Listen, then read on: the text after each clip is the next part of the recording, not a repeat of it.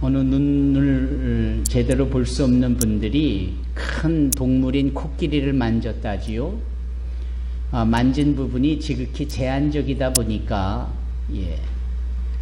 그 코끼리에 대한 그 보이지 않는 상황에서의 느낌과 또 정의가 다 다른 겁니다. 그래서 다리를 만졌던, 또 널풀거리는 큰 귀를 만졌던, 심지어는 코끼리의 대명사인 그 길쭉한 코를 만졌던, 또 그 덩치를 지탱하는 큰 배를 만졌던 사람마다 코끼리가 무엇입니까? 라는 질문 앞에 서로 다르게 대답을 했다라는 거지요. 그럴 수밖에 없지요. 다만 그 부분적인 경험과 그리고 부분적인 설명과 그와 같은 내용을 조합해 보면 어느 정도는 여전히 부분적이기는 하지만 어느 정도는 이 코끼리에 대한 이 부분을 우리가 추론을 할 수가 있을 것입니다. 우리가 하나님에 대하여서 설명하고 하나님에 대해서 정의를 하고 자기가 경험하고 자기가 아는 그 하나님에 대해서 설명을 하는 것도 이런 부분이라고 생각을 합니다. 어떤 분들은 그 육신의 질병의 끝자락에서 주님을 만나고 그분이 고쳐주시는 것을 경험하면서 그 하나님을 치료자라고 설명할 수 있게 되는 겁니다. 어떤 사람은 열심히 경제활동을 하며 소위 사업을 번창시키거나 하루아침에 추락하듯이 부도가 나면서 거의 망하기까지 가는 상황에서 하나님의 인도함을 받고 그렇게 다시 기세회생하듯이 회복되어졌을 때 그 하나님은 우리의 필요를 채워주시는 분이시더라, 이렇게 설명을 하게 되는 겁니다. 꼭 필요한 대로만 하나님께서 책임져 주시고 채워주시고 해결해 주시는 것을 넘어서 그런 부분은 오히려 관여하지 않으시듯 하지만 그런 부분과 상관없이 내 마음의 평안함과 내 마음의 뜻모를 기쁨과 예전에 아둥바둥하면서 그것이 있어야 좋았고 없을 때는 나빴던 것처럼 살아왔던 그 삶이 송두리째 바뀌면서 그런 거와는 상관없이 오히려 더 절대적이고 가치 있는 것들을 보게 되고 소유하게 되고 누리게 되면서 소위 큰 기쁨을 누리게 되고 그런 하나님이야말로 우리에게 평안을 주시는 에셀의 하나님이로구나, 이렇게도 설명할 수 있는 겁니다. 여러분, 창세기를 특별히 아브라함의 이야기를 자세히 살펴보시면 참 은혜가 넘칩니다. 여러분, 창세기의 말씀을 우리가 쭉 살펴보면 이미 성경을 여러 번 읽고 또 성경이라는 공부도 하고 또 성경 공부를 통해서도 잘 아시겠지만 하나님께서 천지를 창조하신 후에 소위 좋으셨더라 이거를 외치시잖아요. 그만큼 당신이 만족해 하시고 심혈과 정성을 기울여 창조하신 창조 세계에 대하여서 대단히 만족하시는 장면이 나옵니다. 그런데 그토록 하지 말라는 것을 해버린 하와와 아담으로 인하여서 큰 실망스러움이 등장을 하고요. 그 하지 말라는 것과 해야 된다라는 것에 대하여서 뒤죽박죽이 돼버리고 불순종을 해버린 그 피조물들 앞에 하나님은 당신이 공의로운 하나님임을 나타내시기 위하여서 거기에 상응하는 대가를 치르게 하시지요. 그 하나님의 편에서 허락하시고 잘못한 것들을 꾸짖으시지 책망한 것이 바로 저주였습니다. 그러면 누가 저주를 받았던가요? 뱀이 저주를 받았습니다. 그리고 누가 저주를 받았던가요? 땅이 저주를 받았습니다. 그리고 누가 저주를 받았던가요? 아담과 하와지요. 그 이마에 땀이 흘러야 먹고 살만하게 되어지는 것이고 그 땅은 오히려 저항하듯이 가시와 엉겅퀴를 내는 이렇게 반항하는 듯한 이러한 모습들이 하나님이 보시에 좋을 턱이 없는 것들인데, 그런 것들이 결과로 나와지게 됐다라는 것은 하나님의 저주가 임했다라는 겁니다. 이 보란듯이 아담과 하와의 아들 중에 하나인 가인이 하나님 앞에 사람을 죽이는, 그 사람이 당신의 동생인 아벨을 죽이는 일로 인하여서 그 살던 곳을 쫓겨나야 되는 저주를 받잖아요. 그리고 저 시날 평지에서의 바벨탑 사건을 통하여 가나안의 저주가 임하는 것을 우리가 봅니다. 이 저주의 횟수를 여러분 세어 보셨습니까? 5번입니다. 이 5번의 저주 이후에 혜성같이 등장하는 한 사람이 있으니 그가 바로 아브라함입니다. 그가 갈대아 우르에 살던 자였는데 하나님께서 그에게 말씀하시기를 내가 네게 지시하늘 땅으로 가라 하며 너는 본토 친척 아비집을 떠나야 한다. 내가 너에게 복을 줄 것이다. 너를 창대케 할 것이다. 너의 자녀들이 복을 얻고 너로 인하여 세상 사람들이 복을 얻을 것이며 복에 대하여 근원이 될 것이라 말씀하시며 복의 통로가 되겠다라고 말씀을 하시는 장면이 이 창세기 12장에 등장을 합니다. 이 아브라함이 그렇게 하나님께 재차 강조되어져 약속의 말씀을 통하여 얻게 되어지는 복의 숫자를 세어보니까 몇 번이던가요? 5번인 거예요. 아하, 그러면 그 앞에 5번의 저주를 회복시키시려는 그 5번의 저주를 완전히 무효화하고 원래대로 복으로서 보시기에 좋았다라고 여겨지는 그 연결고리에 소위 믿음의 조상 아브라함을 앞세우시는 겁니다. 그런 아브라함의 삶의 그 시작점이 그러한 복의 약속의 말씀이었고, 그 약속의 말씀을 따라가는 이 아브라함의 삶의 여정이 창세기 12장, 13장, 14장, 15장, 16장, 17장, 18장, 19장, 20장, 21장, 22장, 그리고 23장 전반부까지 흐르게 됩니다. 그 내용 속에 그의 삶이 어떻게 바뀌고 어떻게 전환되느냐, 온통 그때마다 하나님이 베풀어 주시는 놀라운 여러 기도의 응답과 복의 내용들이에요. 그래서 순종에 따르는 아브라함에게 오히려 그의 연약함 속에 강하게 해주시는 하나님의 복이 임하여지고요. 그에게 에셀나무를 통하여서 영원한 생명을 지니게 하는 복을 허락하게 하여 주시고요. 결국은 마지막 22장에 가보면은 그 아들을 향한 이삭을 번제로 드려야 되는 상황에서 그를 대신하여 소위 말하는 여호와 일에 예비하시는 하나님의 모습을 보여주기도 하고요.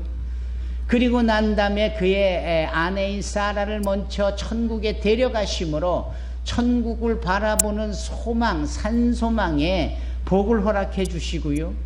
이 아브라함의 삶 전체 속에 나타나진 그 하나님은 무궁무진하신 여러 가지 복의 다양한 것을 내어 보이시는 그런 하나님이시라는 것을 아브라함은 직접 경험해 가면서 체험해 가면서 그 하나님을 나타내는 겁니다. 여러분, 우리의 삶이 이런 하나님 저런 하나님이 이렇게 많다가 아니라 동일한 하나님이신데 우리의 삶에 이렇게도 저렇게도 그렇게도 얼마든지 상황에 맞추어 소위 말하는 때를 따라 돕는 은혜를 베풀어 주시는 그 복이 하나님께로부터 말미암아 우리에게 주어지는 것을 우리가 경험하면, 우리가 이것을 누리면 늘 하나님을 기대하게 되고 하나님께 감사하게 되어지는 것 아니겠습니까? 그래서 누군가가 여러분들에게 하나님이 도대체 누구시냐 라고 말하면 그 하나님은 소위 나의 경험치를 통하여 이렇게 저렇게 얼마든지 설명할 수가 있다라는 거예요. 전에도 말씀드렸습니다만 소위 이 무씨가 있고 배추씨가 있는데 그건 농사 저번분만 알아요. 농사를 져보지 않은 사람은 아무리 몇 번을 가르쳐줘도 돌아서면 뭐가 무신지 뭐가 배추신지 헷갈리잖아요. 경험을 해보고 체험을 해본 사람은 단박에 알아요. 뭐가 무신지 뭐가 배추신지. 그런 점에서 여호와를 경험한다라는 것은 엄청난 복이고요. 여호와를 경외한 사람만이 진정 하나님이 누구신지를 언제서든 어디서든 누구에게든지 설명할 수 있는 겁니다. 그래서 지지난주 나눈 말씀처럼 시편 34편에 다윗이 뭐라고 고백합니까? 여호와의 선하심을 맛보아 알지어다. 여러분, 그 동일한 내용을 이 베드로가 그 고집불통이라는 그러한 표현을 썼던 그런 성격을 가진 자가 바로 베드로였는데, 그가 여호와 하나님 예수님을 이런저런 모양으로 만나고 경험하면서 그 또한 이 시편 34편의 말씀을 가져다가 여호와의 선하심을 맛보아 알지어다라고 베드로조차도 고백을 하잖아요. 그러면 다윗도 그랬고 베드로도 그랬고 아브람도 그랬다면 문제는 우리입니다. 우리 각자 자신에게 하나님이 누구시냐라고 누군가가 묻거든 여러분들은 누구시다라고 어떻게 대답하시겠습니까? 오늘 본문에 등장하는 소위 그 본인의 등장보다는 자신의 의견을 피력한 사람이 있는데 그가 바로 요한이에요. 이 요한은 세례 요한이냐? 아닙니다. 요한이란 이름은 흔하디 흔한 이름 중에 하나였고, 그래서 여러 요한 중에 세례를 베푼 자를 세례 요한이라고 성경은 규정하고 있고요. 특히 사랑을 따르며 주님의 사도로서의 역할을 감당하여 요한복음을 기록하고 요한 1, 2, 3서를 기록하고 요한 계시록을 기록한 사람을 사도 요한이라고 말합니다. 오늘 이 이준혁 군이 읽은 본문의 말씀을 친히 기록한 자가 바로 사도 요한이에요. 우리는 이 요한을 사도 요한이라고 부르면서 사랑의 사도라고 말합니다. 사랑의 사도. 그러면 그는 사랑이 많았을까요? 네, 좀 많았던 것 같아요. 그러나 그 스스로가 우리가 하나님을 사랑하는 것이 아니라 하나님이 우리를 사랑하는 그 사랑이 진정한 사랑이다라는 뉘앙스로 이 내용을 표현한 것을 보면은 사람들이 소위 사랑한다라는 이 사랑에 대해서는 우리가 그렇게 신뢰할 만한 것은 못 되는 것 같아요. 예. 사랑해서 결혼하고 사랑했다라는 사람들이 이혼하면 그 사랑이 뭐예요? 어느 연속극 드라마의 대사처럼 어떻게 사랑이 변하냐? 여러분, 그 작가의 쓴 글을 보면서 그래, 사랑이 어떻게 변할 수 있지? 아, 사람의 사랑은 변할 수 있겠구나. 조건적인 사랑이겠구나. 하지만 하나님이 우리를 사랑하시는 그 사랑은 변할 수가 없는 무조건 사랑이겠구나. 여러분, 그래서 무조건적으로 우리를 사랑하시는 조건 없는 그 하나님의 사랑을 우리는 아가페 사랑이라고 말합니다. 아가페는 명사요. 아가페 명사를 동사로 사랑하시는 내용으로 표현하면 아가파워가 되는 겁니다. 하나님의 사랑은 우리를 향한 아가파워의 사랑이에요. 그러면 그 사랑을 우리가 어떻게 느낄 수 있고 그 사랑을 우리가 어떻게 볼 수 있을까요? 아니, 그 하나님의 그 아가페의 사랑을 어떻게 아가파워를 하셨을까요? 예. 여기에 소위 경험해 본 사람이 대답을 할 수 있는 겁니다. 여기에 그 사랑의 맛을 본 사람은 그 하나님의 나를 향한, 우리를 향한 아가파워가 뭔지를 알 수 있는 거예요. 그래서 그 맛을 안 자가 바로 요한인데, 그래서 요한은 소위 그가 기록한 이 요한복음 3장 16절에 성경 전체를 관통하는 핵심적인 문장을 써놓잖아요. 그 문장은 우리가 다 알고 있고 익히 알고 있어 모두가 고백할 수 있고 암송, 리사이트를 할 수 있는 말씀인데요. 여러분 해보시겠습니까? 시작.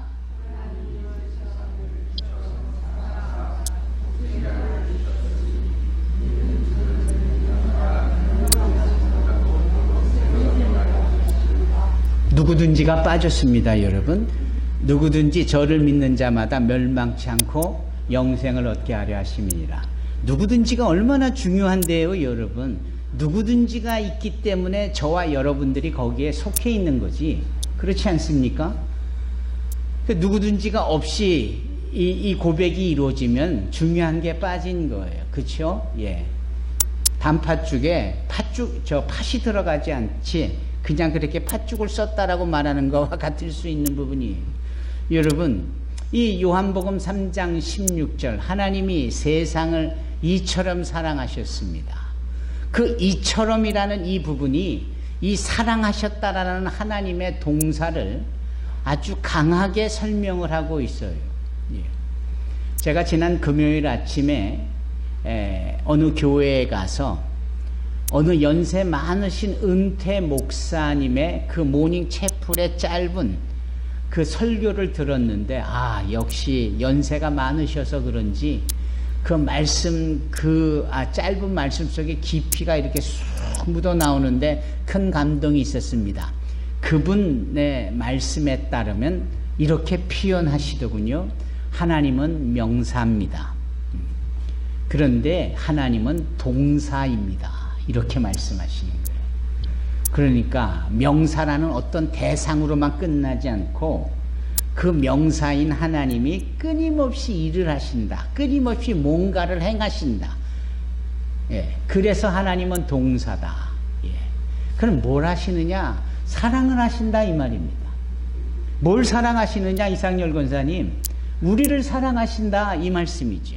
하나님이 우리를 사랑하시기 때문에 하나님은 그냥 아득한 먼 곳에 상징적이고 그렇게 추상적인 그 하나님의 명사가 아닌 지금도 우리를 위하여서 사랑하고 계시는 동사의 하나님이시다. 이렇게 표현하시는 거예요. 여러분, 하나님은 우리를 사랑하십니다.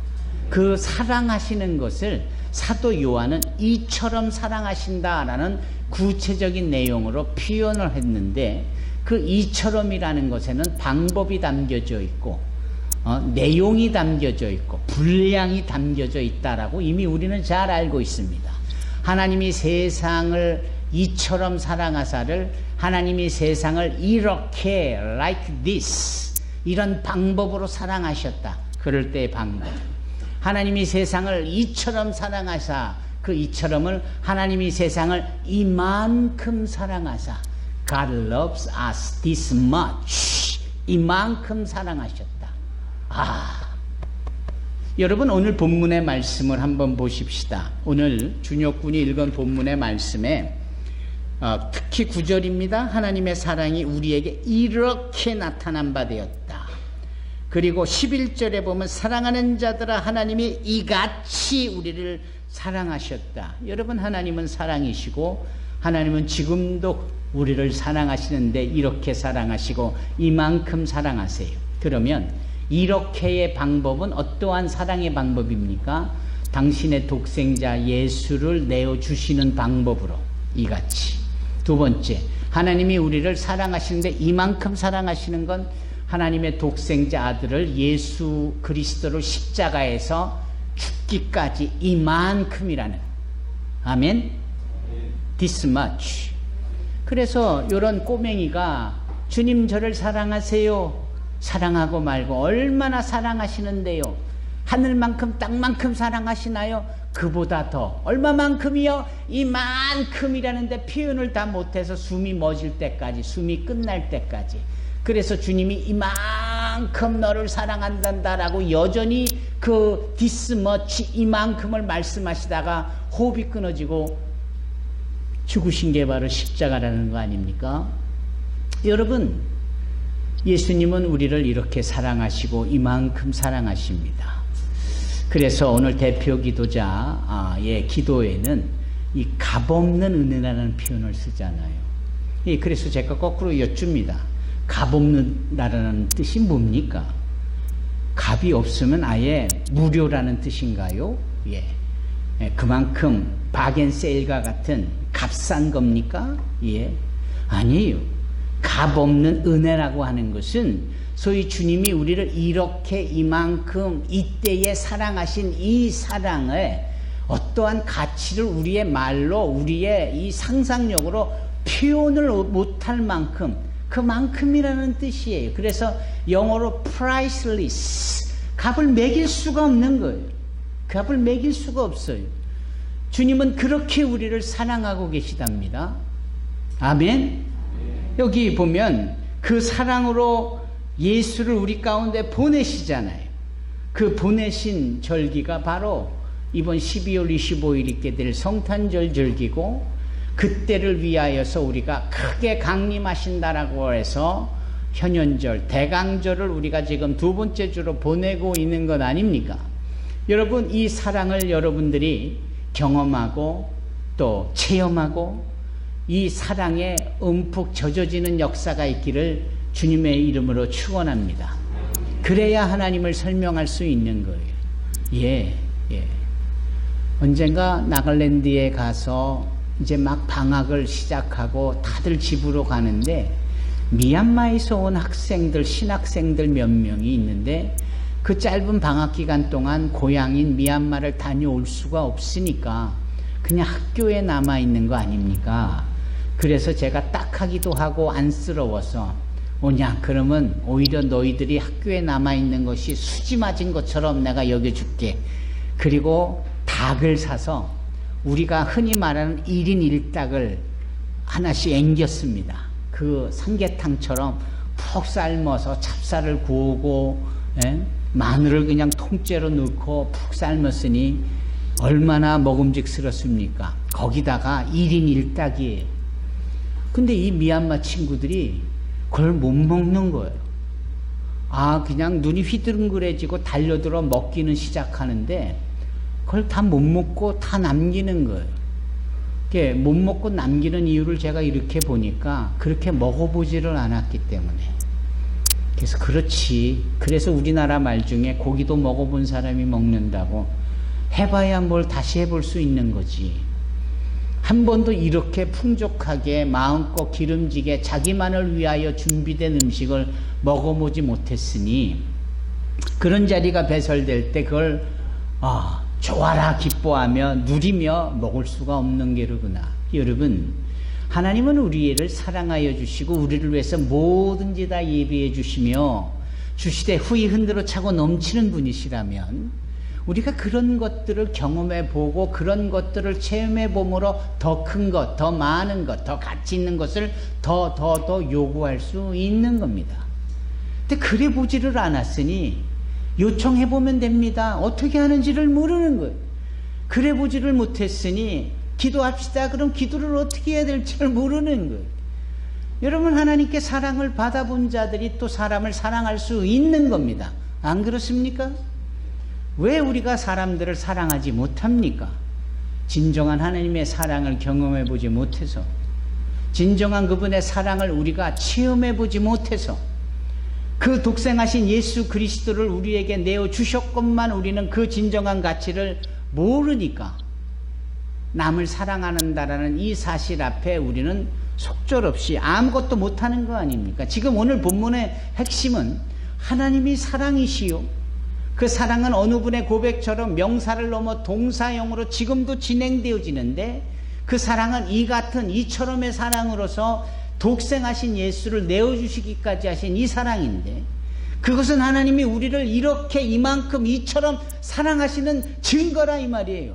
이 성탄절이 하나님의 우리를 향한 사랑의 증거요, 이 대강절이 그 위대한 사랑을 우리로 맛보게 하고 체험케 하려는 하나님의 예비하심의 증거요. 그래서 우리가 이것을 마음껏 누릴 때에 비로소 우리가 가족도 사랑하고 이웃도 사랑하고 친구도 사랑하고 지인도, 심지어는 모든 더불어 사는 사회 구성원과 원수까지도 사랑할 수 있게 되어진다라는 것 아닙니까?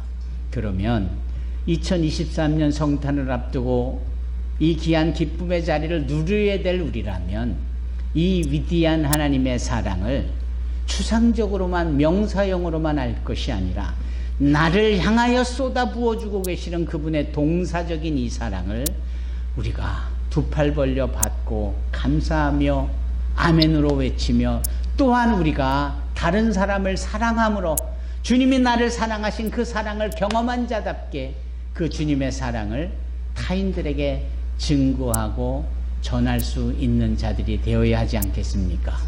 우리 산소망교회 성도들이 모두 다 그리 되어지기를 사랑을 맛본 자, 사랑을 경험한 자, 사랑의 통로된 자들 되기를 주님의 이름으로 축원합니다.